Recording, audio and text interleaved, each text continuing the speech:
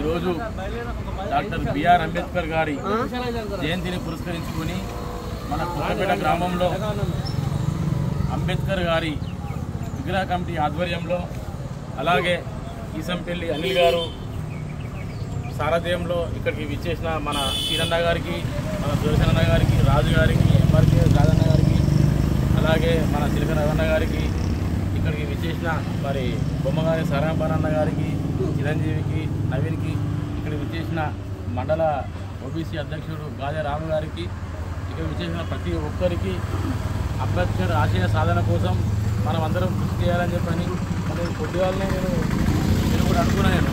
అంటే అంబేద్కర్ అంటే ఏంటంటే మనకు చిన్నప్పటి నుంచి మనం చూసినా కూడా మళ్ళీ ఒకసారి స్టోరీ విన్నామని వింటే అంబేద్కర్ గారి జీవిత చరిత్ర అసలు అది మనము ఊహించలేము. రాత్రి 2 గంటలకు కూడా తన జాతి కోసం, అణగారిన వర్గాల కోసం రాత్రి 2 గంటలకు బ్రిటిష్ వారు వచ్చి ఒక ఇంటర్వ్యూ తీసుకున్నామని వస్తే 2 గంటలకు కూడా లేచి కూర్చున్నాడట. అంటే ఎందుకు ఈ టైంలో కూడా కూర్చున్నామని చెప్పని వాళ్ళు అడిగితే, నా జాతి కోసం ఒక్క నిమిషాన్ని కూడా నేను వెయిట్ చేయను అని చెప్పి ఒక్క చరిత్ర అంబేద్కర్ గారిది.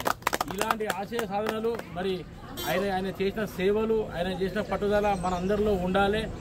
మళ్ళా వచ్చే జయంతి వరకు 135వ జయంతి వరకు ఇక్కడ మన కొత్తపేట గ్రామంలో విగ్రహం కూడా ఆవిష్కరించాలని చెప్పని దానికి మా సహాయ సహకారాలు అల్లేవేళలో ఉంటాయి. ఎమ్మెల్యే నాగరాజన్న గారి సహాయ సహకారాలు కూడా ఎల్లవేళలో ఉంటాయని చెప్పని ఇక్కడికి విచ్చేసిన ప్రతి ఒక్కరికి అంబేద్కర్ జయంతి శుభాకాంక్షలు తెలియజేస్తున్నా.